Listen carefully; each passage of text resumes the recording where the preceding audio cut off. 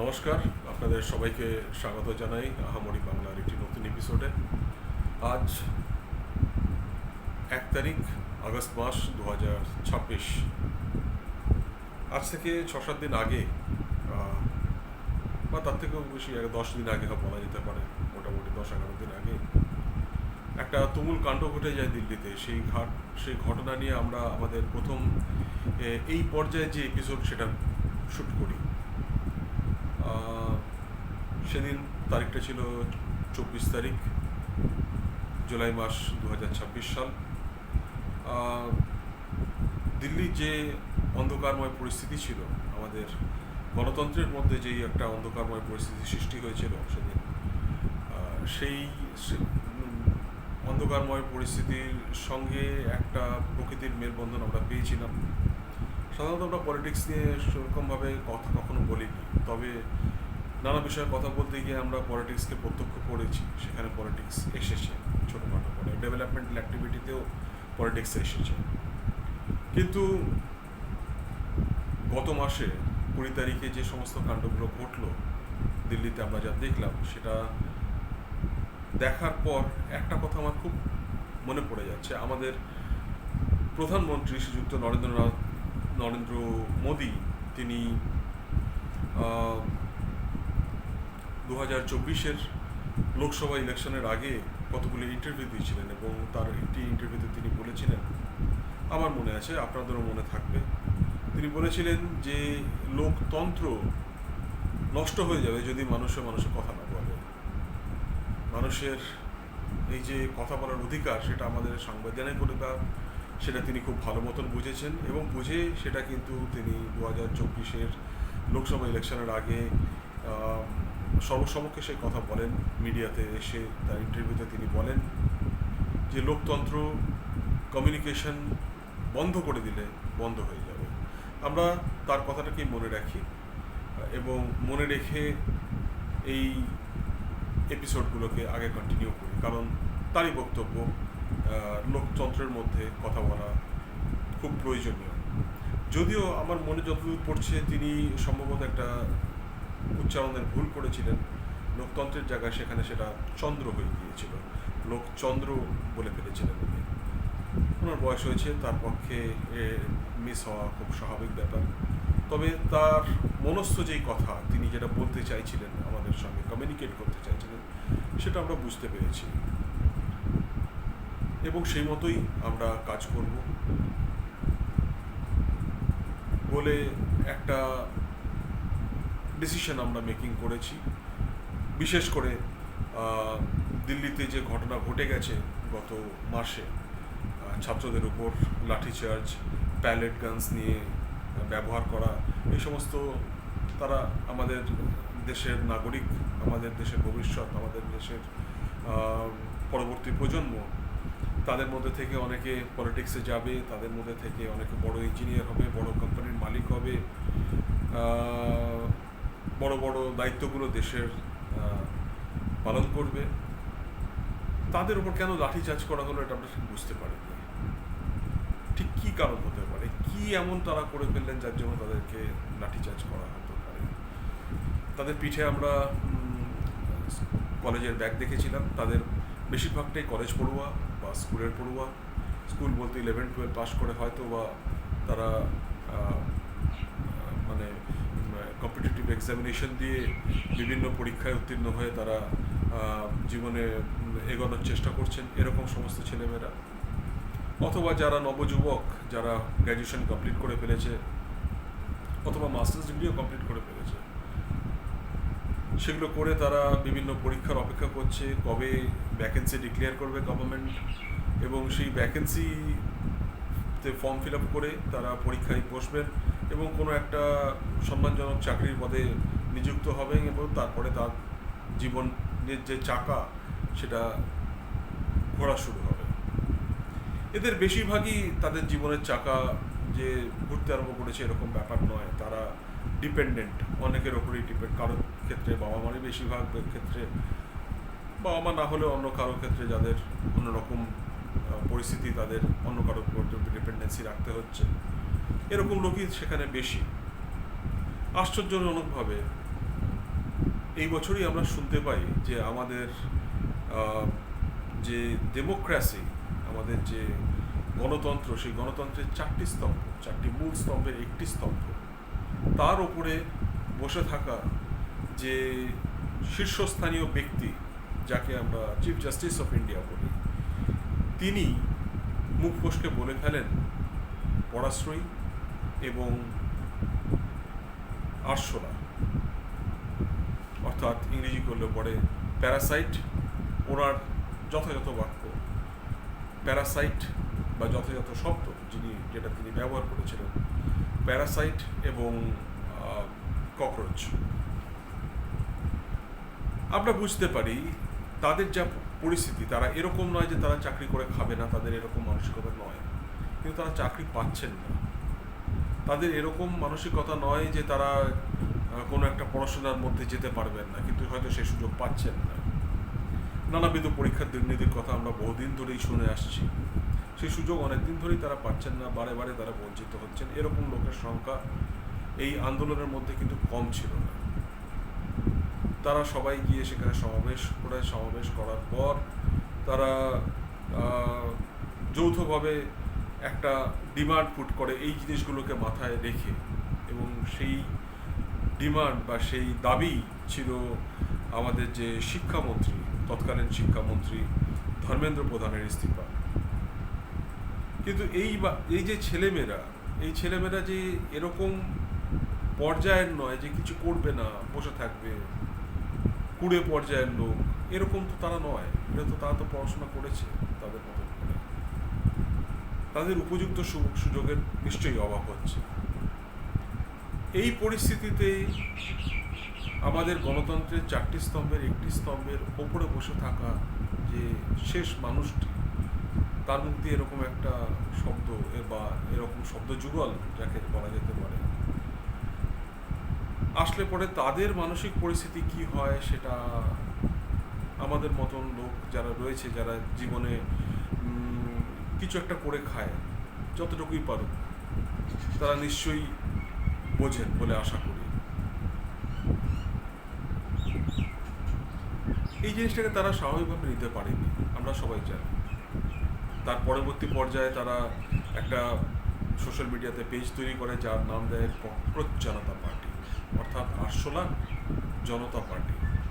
এবং রাতারাতি সেখানে আমাদের যে শাসক গোষ্ঠী, শাসক দল, সেই দলের যত ফলোয়ার রয়েছে তার থেকে বেশি ফলোয়ার ওখানে নিজেদের এন্ট্রি করায় বা নিজেদের সদস্য হয়ে যায়। তারা নিজেরা গিয়ে ওখানে সদস্য হয়। ফলত একটা নন পলিটিক্যাল একটা পার্টি, নন পলিটিক্যাল একটা কমিউনিটি আমরা দেখতে পাই সেখানে, যার নাম ককরোচ জনতা পার্টি। এবং তারপরে শুরু হয় একটা আন্দোলন। সেখানে আমরা সবাই জানেন সোনম ওয়াংচুককে দেখি আমরণ অনশন করতে, তারপরে তাকে তুলে নিয়ে যাওয়া হয় এবং তারপর আন্দোলনকে শেষ করার জন্য লাঠিচার্জ করা হয়, পেরেক গাঁথা লাঠি দিয়েও চার্জ করা হয়, টিয়ার গ্যাস, ওয়াটার ক্যানন ব্যবহার করা হয় এবং তার সঙ্গে সঙ্গে প্যালেট গানও ব্যবহার করা হয়, যেটা একটা ডেমোক্রেসির পক্ষে এবং ডেমোক্রেসির মধ্যে যে সমস্ত মানুষরা সেই ডেমোক্রেসির অংশ হয়ে থাকে, যারা নাগরিক সেই দেশের, তার পক্ষে একটা আশ্চর্য ব্যাপার। এবং শুধু আশ্চর্য নয়, খুবই দুঃখজনক ব্যাপার, খুবই ঘৃণিত ব্যাপার বলা যেতে পারে। কারণ ডেমোক্রেসির দায় তার দেশের নাগরিককে সুরক্ষা দেওয়া, তার দেশের নাগরিকের সুরক্ষা ছিনে নেওয়া নয়। আমরা যেটা দেখতে পেয়েছি সেটা এই নাগরিকদের যারা কিছু দাবি দাওয়া নিয়ে জমায়েত করেছিলেন শান্তিপূর্ণভাবে, উইদাউট এনি ওয়েপন, কোনো হাতে কোনো অস্ত্র না নিয়ে, তাদের ওপর একটা চরম অত্যাচার হয়ে যায় এই ডেমোক্রেসিতে। সেটা একেবারেই অ্যাকসেপ্টেবল নয়। এখন আন্দোলনের কথা যখন উঠলো তখন একটু কথা বলা উচিত আন্দোলনের ব্যাপারে। আমরা সবাই জানি অভিজিৎ দীপকে ককরোচ জনতা পার্টির যে পেজ বা সূত্রপাত তিনিই করেন। তারপরে বহু সংখ্যক লোক সেখানে জমায়েত হয়, বহু সংখ্যক ছাত্রছাত্রী, যুবক যুবতী সেখানে জমায়েত হয়। এবং এই আশ্চর্য ব্যাপার যে এই ছাত্রছাত্রী যাদেরকে আমরা খুব একটা হালকা চোখে দেখতাম, কারণ তারা মোবাইল নিয়ে বড় হয়েছে, তাদের জীবনে গেম খেলাটা একটা বিরাট বড় ব্যাপার, তাদের জীবনে যে মাঠে গিয়ে খুব অকারণে খেলাধুলো করে বেড়ানো, ছুটে বেড়ানো, এইসব জিনিসগুলো তাদের মধ্যে ছিল না। কারণ এটা তাদের দোষ নয়, কারণ আমাদের এটা খেয়াল রাখতে হবে যে আজকের যুগে কিন্তু মাঠ নেই বললেই চলে। আমার জেনারেশনের সঙ্গে যখন আমি তুলনা করি তখন দেখি যে আমাদের সময়, আমাদের ছোটোবেলায় যে কত মাঠ ছিল তার কোনো ঠিকানা নেই। এদিকের আমরা বিকেলে খেলতে যাওয়ার সময় চিন্তা করতাম এদিকের মাঠে যাব না ওদিকের মাঠে যাব না অমুক জায়গার মাঠে যাব। দুটি জায়গায়, একটি জায়গা আমার বাবার বাড়ি, সেখানে আমি বড় হয়েছি, এবং একটি জায়গা আমার মায়ের বাড়ি, সেখানেও বড় হয়েছে, এখান থেকে 300 কিলোমিটার দূরে। সেখানেও একই রকম পরিস্থিতি ছিল, সারা দেশ জুড়ে একই রকম পরিস্থিতি ছিল। আজকে কিন্তু কোনো খোলা মাঠ সাধারণভাবে পাওয়া যায় না। এটা কপালের ব্যাপার, কোথাও যদি খোলা মাঠ পাওয়া যায়, গ্রামের দিকে পাওয়া গেলেও পাওয়া যেতে পারে, শহরে তো একেবারেই পাওয়া যায় না। তো এই পরিস্থিতিতে যারা বড় হয়েছে, যারা খোলা মাঠে গিয়ে খেলতে গিয়ে পড়ে যায়নি কখনো, বা বাকবিতণ্ডায় জড়ায়নি বন্ধু বান্ধবের সঙ্গে, বা বন্ধু বান্ধবের সঙ্গে ভালো মন্দ সব কিছুই থাক না কেন এগুলো শেয়ার করতে পারেনি সেরকমভাবে, বা জঙ্গলের যে একটা, জঙ্গল হোক বা প্রকৃতির কাছাকাছি যাওয়ার যে একটা প্রবণতা আমাদের মধ্যে ছিল, যে আমরা সুযোগ পেলে পরে সাইকেল নিয়ে বেরিয়ে যেতাম, সাইকেল নিয়ে বেরিয়ে গিয়ে আশেপাশের জঙ্গলের মধ্যে বেশ কিছুক্ষণ বন্ধু বান্ধবের সময় কাটাতাম, গল্প টাট্টা করতাম, তারপরে চলে আসতাম। এই যে জিনিসগুলো, এগুলো তাদের জীবনে নেই। তাদের জীবনে মোবাইলটি রয়েছে এবং মোবাইলের মধ্যে গেমটি রয়েছে, ব্যাস এটি সবথেকে বড় কথা। যারা খেলাধুলো করে তারা কোনো ক্লাবের অংশ, সেখানে গিয়ে তারা নিশ্চয়ই খেলাধুলো করছে, তাদের ব্যাপার আলাদা। কিন্তু বেশিরভাগ যারা, তারা কিন্তু এরকম পরিস্থিতি বড় হয়েছে। যেহেতু এরকম পরিস্থিতিতে বড় হয়েছে, সেই জন্য আমরা মনে করতাম যে তাদের মধ্যে সম্ভবত এই প্র্যাকটিক্যাল সেন্সগুলো নেই, যে তারা কীরকমভাবে আন্দোলন হতে পারে বা মানুষের অধিকার, এই যা যা জিনিস দেখে আমরা বড় হয়েছি, ইন দ্য সেন্স আমরা শুনে বড় হয়েছি। আমাদের সময় তো সেরকমভাবে খুব যে আন্দোলন বিরাট বড় হয়েছে সেরকম দেখিনি। হয়েছে, কিছু আন্দোলন হয়েছে, সেগুলোকে ভালো পর্যায়ে ফেলা যায় না। যেরকম রাম জন্মভূমির আন্দোলন আমরা শুনেছিলাম, এইসব আন্দোলনগুলো তো ভালো পর্যায়ে ফেলা যায় না। সে আমি কোনো কমিউনাল কথার মধ্যে যেতে চাইছি না, কিন্তু সেটাকে কি সত্যি একটা জিনিস, একটা ক্রিয়েটেড জিনিস, সেটাকে ভেঙে ফেলা হচ্ছে, বা ধর্মভিত্তিক একটা বিভাজন তৈরি করা হচ্ছে। অন্তত পক্ষে তাদের দ্বারা তৈরি করা হচ্ছে যাদের বোঝা উচিত বলে আশা করি আমরা, যে তারা বুঝবেন ধর্মভিত্তিক বিভাজন জিনিসটা কি, এরকমটাই আশা করি। যারা উচ্চস্তরে যারা বসে রয়েছে, তাদের হাত দিয়ে একটা ধর্মভিত্তিক বিভাজন হচ্ছে। এই ধরনের আন্দোলনগুলোকে তো ভালোভাবে আমরা দেখতে পাই, বিশেষ করে আমার ক্ষেত্রে, কারণ আমার দাদু অনুশীলনী সমিতিতে ছোটোখাটো কিছু কাজ করতেন, খুবই ছোটোখাটো কাজ, এবং তিনি অন্যান্য বিপ্লবীদের মতন বিরাট বড় হয়ে উঠতে পারেননি, বা সেরকম তার মানসিকতা ছিল না। তবে বিপ্লবীদের সাহায্য করার মানসিকতা সে সময় বহু মানুষেরই ছিল। আমার দাদুও ছিলেন তেমন, ঠাকুরদার কথা বলছি বিশেষ করে। পরে তাদের যে সাংসারিক প্রয়োজন, তার জন্য তাকে চাকরি করতে হয়, এবং চাকরি করতে তিনি বাংলাদেশের থেকে বেরিয়ে এসে অন্যান্য জায়গায় সেটেল করেন। সেগুলো স্বাধীনতার বহু আগের পর্যায়ের ঘটনা। তো যা হোক, যেই অ্যাটমসফিয়ার, যে জিনিসগুলোকে আমি জানতে পেরেছি, অথবা আমার বাবার যৌবনকালে যে সমস্ত মুভমেন্ট কলকাতা জুড়ে হয়েছে বা পশ্চিমবঙ্গ জুড়ে হয়েছে, সেগুলোর যে সমস্ত ঘটনাগুলো শুনেছি, তারপরে আমরা এই কথা বলতে পারি না যে এই ধরনের মুভমেন্ট, আমরা কোনো ভালো মুভমেন্ট আমরা সেরকমভাবে দেখেছি। এই দেখলাম, এই যে 2026-এর যে মুভমেন্ট আমরা যন্তর মন্তরে দেখলাম, সেটা একটা অসাধারণ মুভমেন্ট ছিল। যদিও আন্দোলন হয়েছে, এর আগেও প্রচুর আন্দোলন হয়েছে। এই সরকার, মোদী গভর্নমেন্টের সরকার আসার পর কৃষকরা আন্দোলন করেন, নানাবিধ শ্রমিক আন্দোলনও হয়, কিন্তু সেগুলো সেরকমভাবে সাকসেস পায়নি। শেষ যে কৃষক আন্দোলন, পাঞ্জাব থেকে যারা কৃষকরা চলে এসেছিলেন, সিঙ্গু বর্ডার আটকে বসেছিলেন, এ সমস্ত অনেক কিছু হয়েছে, কিন্তু সে ততটুকু অবধি, তার বাইরে কোনো একটা ব্যারিয়ার ক্রস করে যায়নি। এই যে আন্দোলন কিন্তু ব্যারিয়ার ক্রস করে গেছে। পুলিশের বর্বরতা সেই ব্যারিয়ারটিকে ক্রস করেই ফেলে। এরা তো খুবই, ছাত্ররা আমাদের যারা, তারা তো খুবই সাধারণভাবে, খুবই ভদ্রভাবে আন্দোলন করছিলেন এবং অত্যন্ত ভদ্রলোক, তারা অত্যন্ত ভদ্রলোক এদের জেনারেশনের মধ্যে, এবং তারা অত্যন্ত শিক্ষিত। অভিজিৎ দীপকে নিজে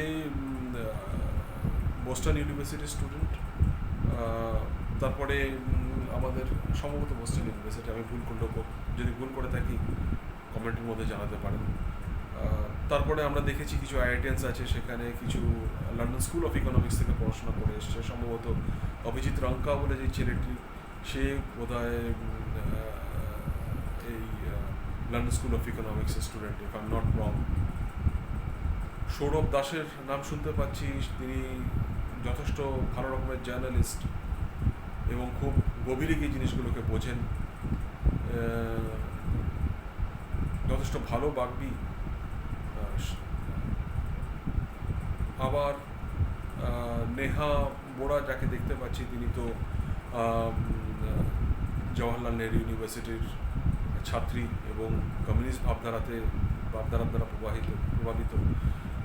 তো এরা সমস্ত সত্যিই খুব অসাধারণ একটা গ্রুপ, এবং তারা গিয়ে যেটা করলেন, তারা টিকে থাকলেন এবং যা নিয়ে কথা হচ্ছিল সেটার মধ্যে, যা নিয়ে তারা বসেছিলেন সেটাই একমাত্র চাই, আর কিছু চাই না, এটা তারা পরিষ্কার করে জানালেন।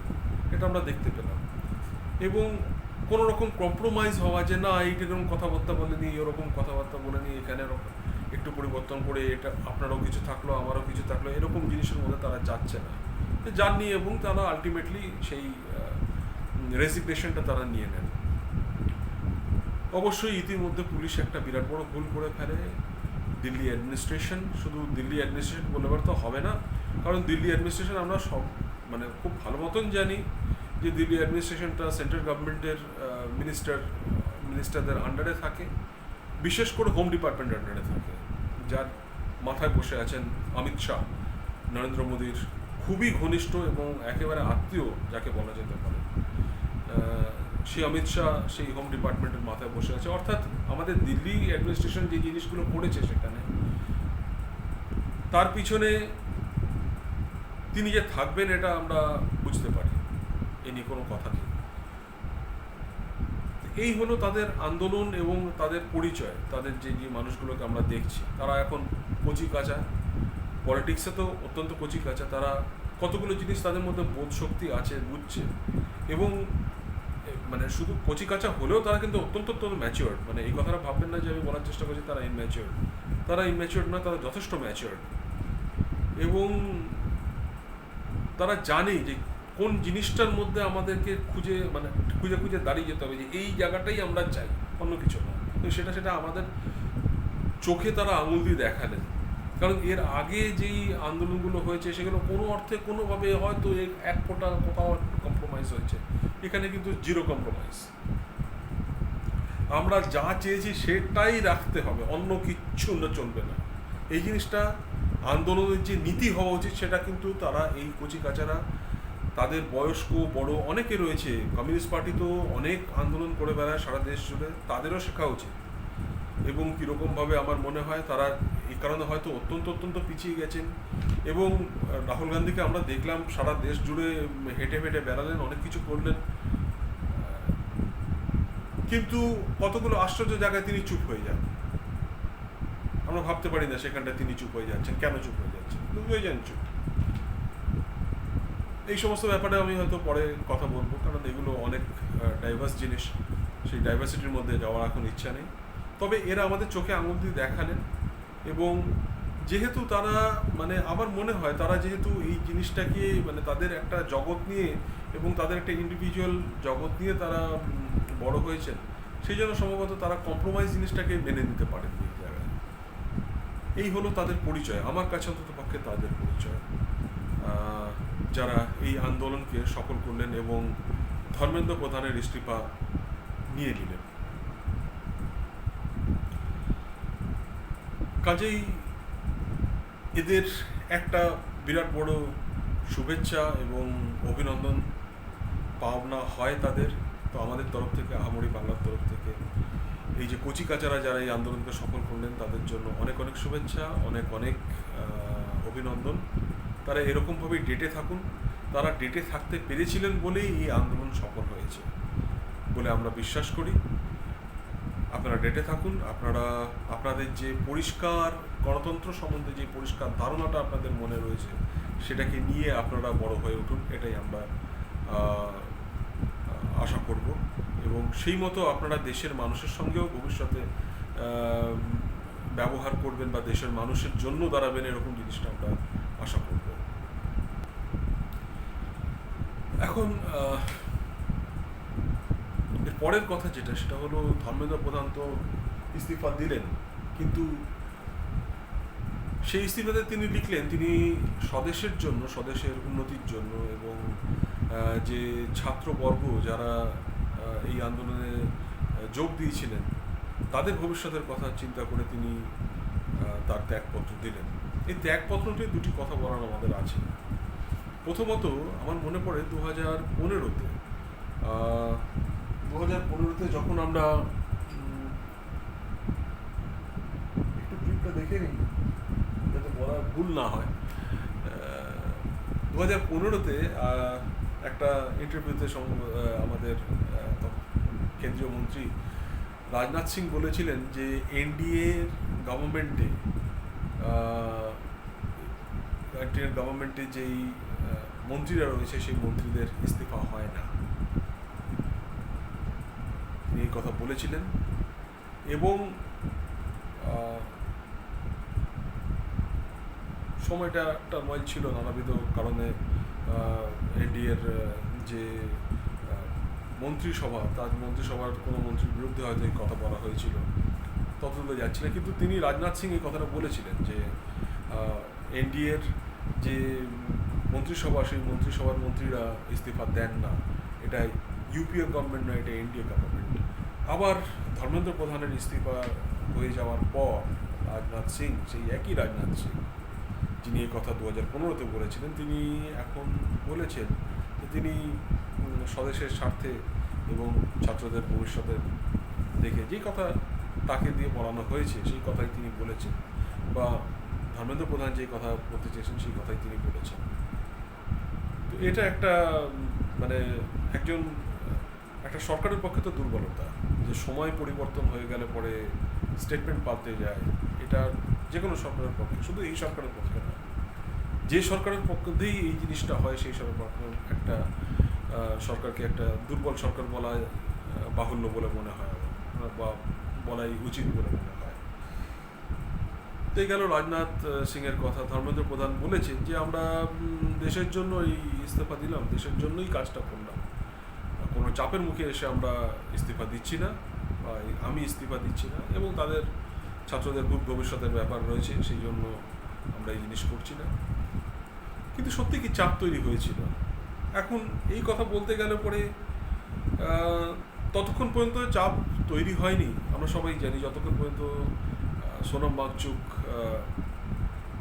আমরণ অনশনে ছিলেন এবং তাকে ওখান থেকে তুলে নিয়ে গিয়ে হসপিটালে তাকে সেবা শুশ্রূষা করা বা তাকে সুস্থ করার চেষ্টা করা হলো, তখন যখন তার শরীরের মাসেল মাস লুজ করে যাচ্ছে, কমে যাচ্ছে, মানে যে কোনো সময় একটা দুর্ঘটনা ঘটে যেতে পারে, এই পরিস্থিতি ঘটার আগে ডাক্তাররা ছিলেন সেখানে, পরীক্ষা নিরীক্ষা করছিলেন এবং তারাই মত দেন যে এখন আর এখানে রাখা সম্ভব না, তাকে সেবা শুশ্রূষা করতে হবে যাতে তিনি একটা বেগতিক পরিস্থিতিতে না পড়ে যান। আর শুধু সোনাম ওয়াংচুকের মতন একজন বিশ্ববিখ্যাত ব্যক্তি নানান কারণে, এক তো তিনি একজন এনভায়রনমেন্টাল অ্যাক্টিভিস্ট, লাদাখের মতন একটা খুবই সেন্সিটিভ জায়গার যে এনভায়রনমেন্ট সেটাকে বাঁচানোর তিনি চেষ্টা করছেন, তার সঙ্গে সঙ্গে তার বিজ্ঞানী হিসেবে, তার টেকনোলজিস্ট হিসেবে, বিজ্ঞানীর থেকে বেশি টেকনোলজিস্ট হিসেবে কী করে সে নানাবিধ প্রবলেমকে ওভারকাম করতে হয় লাদাখের মতন ঠান্ডা জায়গায়, সে নিয়েও তিনি বহু কাজ করেছেন। তাছাড়াও তিনি সোশ্যাল রিফর্ম তো করেনি, লাদাখের 6 শিডিউলের কথার ব্যাপারে তার যা বক্তব্য সেসব আমরা জানি, আপনারাও জানেন আশা করি। তো এই সমস্ত এরকম একটা মানুষকে যিনি এতগুলো জিনিসের সঙ্গে যুক্ত এবং দেশ বিদেশ থেকে তাকে অনেক সম্মান সম্বর্ধনা দেওয়া হয়েছে, এরকম মানুষ যদি আমরণ অনশন করেন ভারতের জন্য, ভারতের দেশে বসে, তাহলে ভারতের এটা দায় হয়, আমাদের দেশের এটা দায় হয় যে সেটা কান পেতে শোনা, সঙ্গে সঙ্গে শোনা যে তিনি এই কথাটা ভাবছেন কেন।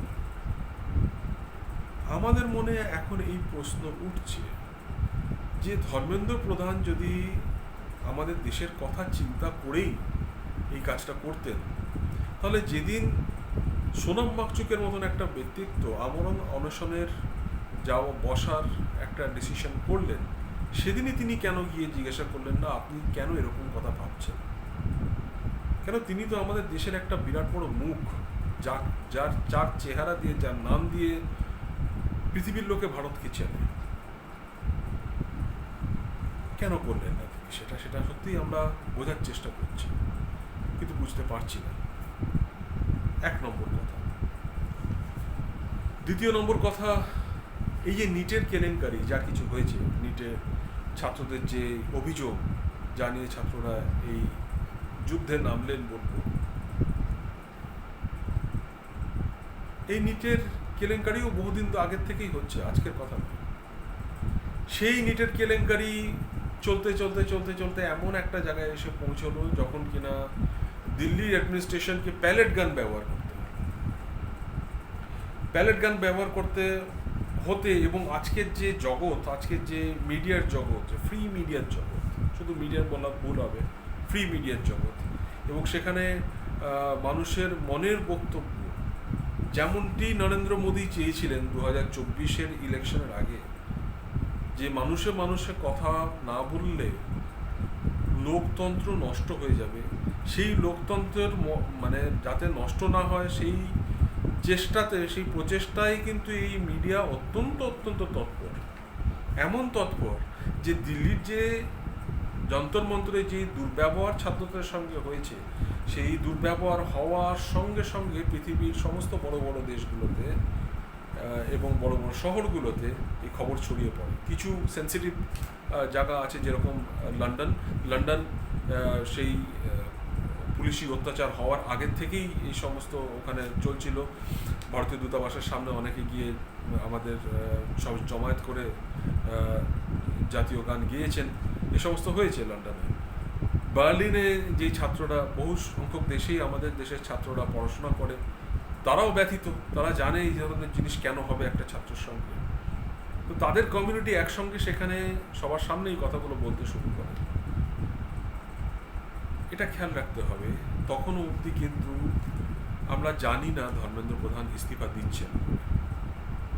আমরা এও জানি না ধর্মেন্দ্র প্রধান অভিজিৎ দীপকে এবং ককরোচ জনতা পার্টির যে মঞ্চ যন্তর মন্তরে করা হয়েছিল এই আন্দোলনকে কেন্দ্র করে, সেই আন্দোলনে সেই জায়গায় এসে উনি কোনো কথা বলবেন এরকম কথাও আমরা কোনো রকম আভাস পাইনি। কিন্তু পৃথিবী জুড়ে যখন ছাত্রমহল এই সমস্ত কথা বলতে আরম্ভ করলো, তখন আমরা দেখলাম যে মানবাধিকার কমিশন একটু নড়ে বসলো, এবং মানবাধিকার commission, international human right commission, তারা নড়ে বসে তারা জানতে চাইল যে কী ব্যাপার, ছাত্রদের এরকম শুনছি কেন। এবং তারপরের দিনই 25 তারিখ, তারিখটা আমার মনে আছে, দুপুরবেলায় আমরা জানতে পারি ধর্মেন্দ্র প্রধান, আমাদের আগের যে পূর্ববর্তী শিক্ষামন্ত্রী, তিনি ইস্তফা দিলেন। আমরা ঠিক বুঝতে পারছি না, এটা কি চাপের মুখে ইস্তফা নয়, এটা কি শুধুই দেশের জন্য এবং ছাত্রদের জন্য? আমরা বুঝতে চাইছি যে চাপটা কী তাহলে। যে কারণেই হোক, আমাদের ছাত্ররা জয়ী হয়েছেন, এর জন্য তাদেরকে বিরাট অভিনন্দন। আমাদের ডেমোক্রেসি আরেকবার মাথা তুলে দাঁড়াতে পেরেছে, এর জন্য আমাদের ডেমোক্রেসিতে বিশ্বাস করে যে সমস্ত মানুষ, তাদের সবাইকে সবাইকে একটা বিরাট অভিনন্দন জানাই, এবং আমার দেশকেও একটা বিরাট অভিনন্দন জানাই যে আমার দেশ আরেকবার বিপজ্জনক পরিস্থিতির মুখ থেকে বেরিয়ে আসলো। যদিও একটা কঠিন পরিস্থিতি এখনও চলে যাচ্ছে, সেই কঠিন পরিস্থিতি এখনও শেষ হয়ে যায়নি। তবে যে বিপদটা ঘনীভূত হয়েছিল সেই বিপদ থেকে কিন্তু অনেকখানি বেরিয়ে এসছে আমাদের দেশ, এইটা বড় কথা। এইটা নিয়ে আমরা চিন্তা ভাবনা করছি এরকম সময় একটা, যেহেতু আমরা একটু সাহিত্য নিয়ে সেরকমভাবে যখনও চর্চা করিনি, কখনো হয়তো সুযোগ পেলে পরে বলবো কিছু নিয়ে। তবে যেহেতু আমরা মানবতার জিনিসগুলোকে বেশি মাথায় রাখি, বা সেটা মাথায় রেখে এই চ্যানেল, ডেভেলপমেন্টাল অ্যাক্টিভিটি থাকুক বা প্রকৃতি থাকুক বা মানুষের কথা বলা, মানুষের চিন্তাধারা, অথবা শিল্পর কথা বলি, শিল্পের যা কিছু আমরা দেখতে পাচ্ছি, হিউম্যানিটির যা কিছু দেখতে পাচ্ছি ভারতের, সারা ভারত জুড়ে, সেগুলোকে মাথায় রেখে এই চ্যানেলটা তৈরি করেছিলাম। তাই একটা গানের কথা খুব মনে পড়ছে। গানটা 1905 সালে লেখা হয়েছিল। তখন আমাদের দেশ জুড়ে ব্রিটিশ গভর্নমেন্টের শাসন চলছে, যখন তখন লাঠিচার্জ হচ্ছে, কাউ কিছু কোথাও বলার নেই। আমরা সাধারণ মানুষের যখন জানে যে আমরা হচ্ছি মানে তারা যাদের শোষণ করা হচ্ছে, এবং বা আমরা এই জিনিসটা নিয়েই বেঁচে আছি, এবং তারা হচ্ছে শাসক, তারা একটা অন্য লেভেলের লোক, এরকম যখন পরিস্থিতি ভারতের, এরকমও বলা উচিত যে সেই সময় সাধারণ মানুষের পরিস্থিতি কিন্তু আজকের মানুষের পরিস্থিতির মতন ছিল না। আজকের মানুষের কিন্তু সঙ্গে অত্যাচার করতে গেলে মানুষ কিন্তু অল্প হলেও সোচ্চার হয়, কারণ সে তার নিজের ব্যক্তির জায়গার যেটা, সেটা তারা বুঝতে পারে নানাবিধ ব্যাপারে। তখন কিন্তু সেই জিনিসটা ছিল না, তারা পারতেন না বুঝতে। শিক্ষার প্রসার ছিল না, যথেষ্ট পরিমাণে খাওয়ার উপলব্ধ ছিল না, সবাই যে খেয়ে পেয়ে খুব ভালো থাকবে এরকম ব্যবস্থা ছিল না। তারপরে আমরা দেখতে পাচ্ছি যে সমকালীন যে সমস্ত টার্মিনোলজি, কলোনিয়ালিজম, মানে আমাদের যে উপনিবেশবাদ বা ডেমোক্রেসি, যেটা আসতে চলেছে আগামী 100 বছরের মধ্যে বা আগামী 50-60 বছরের মধ্যে, সেই নিয়ে মানুষের যে চেতনা সেটা অত্যন্ত কম ছিল। তাই সম্ভবত সুভাষচন্দ্র বোস বলি, জওহরলাল নেহেরু বলি, মহাত্মা গান্ধী বলি, বল্লভভাই পটেল বলি, এদের যে ফায়ারি স্পিচ সমস্ত, সেগুলো আমরা শুনতে পাই। সেটা শুধু স্পিচ দেওয়ার অর্থে নয়, মানুষকে, তখনকার দিনের মানুষকে জাগিয়ে তোলার অর্থে, যে এগুলো তোমার বোঝা উচিত। এই স্পিচ যেন এই কথাটি না বলেও বলতে চায়। যা হোক, সেই সময়ে এই 2024 থেকে প্রায় 120 বছর আগের সময়কার কথা বলছি। 1905 মানে 120 বছর আগের কথা বলছি। সেই সময় গানটি লিখেছিলেন রবীন্দ্রনাথ ঠাকুর, যিনি মনুষ্যত্বকে খুব ভালো মতন বুঝতেন। আমার মনে হয় তিনি অত্যন্ত শ্রেষ্ঠ মনুষ্যত্বের পূজারীই ছিলেন, অন্য কিছু নয়। তাই মনুষ্যত্বকে বুঝতেন, এবং মনুষ্যত্বের যে সম্বন্ধে যে সমস্ত কথাগুলো তিনি বলে গিয়েছিলেন, সেগুলো আমরা আজও বেঁচে থাকতে দেখছি। কীরকম? সেই সময় একটা গান, ওই তখনকার দিনের গান, বিধির বাঁধন কাটবে তুমি, তুমি কি এমন শক্তিমান। এই গানটি ইউটিউবে রয়েছে, শুনে দেখতে পারেন কীরকম সুরে বাঁধা হয়েছে। তার সঙ্গে সঙ্গে গানটির যে লিরিক্স, সেটাও শোনার মতন এবং বোঝার মতন। আমরা লিরিক্স নিয়ে কথা বলি। বিধির বাঁধন কাটবে তুমি, তুমি কি এমন শক্তিমান, তুমি কি আমাদের ভাঙা গড়া তোমার হাতে, এমন অভিমান তোমাদের এমনি অভিমান। আশ্চর্য ব্যাপার, যেন এই সমস্ত কিছু যা কিছু দেখলাম জুলাই মাসে আমরা 2024-এ, তাতে যেন এই কথাটাই আমাদের মাথায় এসে বাঁধছে যে আমাদের ভাঙা গড়া তোমার হাতে, এমন অভিমান তোমারই এমনি অভিমান। তুমি কি সেই বিধির বাঁধন কাটতে পারবে? কোন বিধির বাঁধন? পরে তিনি লিখছেন আরেক ছত্রে, শাসনের এতই ঘেরো আছে বল দুর্বলেরও। শাসনের যে ঘেরো, তা এত রকমভাবে ঘিরে রেখে শাসন দিয়ে, কিন্তু জেনে রাখো যে দুর্বলেরও শক্তি আছে, রয়েছে, বল রয়েছে, যেটা সাধারণত মানুষ দেখতে পায় না। কিন্তু সে বল কোথা থেকে আসে, এটা একটা বড় কথা। তার উত্তরটা সম্ভবত এর পরের লাইনে বলে, হও না যতই বড়, যে শাসক সে যতই বড় হোক না কেন, আছেন ভগবান। ভগবান হলো সেই শক্তি, যে শক্তি, সেই অদৃষ্ট শক্তি, যে কার মধ্যে দিয়ে কীরকমভাবে ক্রিয়া করবে কেউ বলতে পারে না। তাই বিধির বাঁধন কাটবে তুমি, তুমি কি এমন শক্তিমান? তুমি কি এমনি শক্তিমান? আমাদের ভাঙা গড়া তোমার হাতে, এমন অভিমান তোমারই এমনি অভিমান। এই যে কচি কাঁচা, যাদের আমরা ভাবতাম যে তাদের কোনো বল নেই, শক্তি নেই, তারাই আমাদের চোখে আঙুল দিয়ে দেখিয়ে দিল যে সত্যি বল প্রয়োজন হয় না, বিশ্বাসটা প্রয়োজন, ধরে থাকাটা প্রয়োজন। তাদেরকে আরেকবার ধন্যবাদ জানাই। এবং শেষ একটি এডিশনাল কথা বলি আজকের এপিসোডে। আমরা এই যে এপিসোড যেগুলো আমরা ব্ল্যাক অ্যান্ড হোয়াইটে শ্যুট করছি, তার পেছনে একটি কারণ আছে ব্ল্যাক অ্যান্ড হোয়াইটে শ্যুট করার। কালারে সবাই আজকাল শ্যুট করে। আমরা বোধ করেছি যে এই ধরনের কথা বলতে গেলে হয় আমাদের পরিষ্কার হওয়া উচিত, না হয় আমাদের নোংরা হওয়া উচিত, হয় আমাদের উজ্জ্বল হওয়া উচিত, না হলে পরে আমাদের আধারের বস্তু হওয়া উচিত। তাই ব্ল্যাক অ্যান্ড হোয়াইট সিলেকশন করেছি আমরা এই সমস্ত কথাগুলো বলার জন্য। এই সিরিজ যেটা আমরা ব্ল্যাক অ্যান্ড হোয়াইটে শুট করছি, তার নাম আমরা দিয়েছি আহামরি বাংলা স্বদেশ। তো আহামরি বাংলা স্বদেশে এরকমভাবেই আমরা আমাদের মনের যা ভাব, মনের যা চিন্তা ভাবনা আমাদের দেশ নিয়ে, আমাদের লোক, আমাদের সংস্কৃতি, আমাদের প্রকৃতি বিশেষ করে বলা উচিত, কারণ প্রকৃতি আস্তে আস্তে মুছে যাচ্ছে।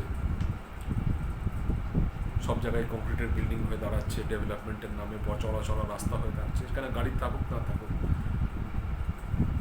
এগুলো নিয়ে পরে কথা বলা যাবে। তবে এই সমস্ত যে কথাটা বলা দরকার, সে কথা আমরা বুঝেছি আমাদের প্রধানমন্ত্রীর কথায়। যেরকম আগে বললাম যে 2024 ইলেকশনের আগে তিনি বলেছেন লোকতন্ত্রকে বাঁচিয়ে রাখতে কথা বলা দরকার। আমরা সেটাই করছি, তিনি যা চেয়েছিলেন তাই করছি।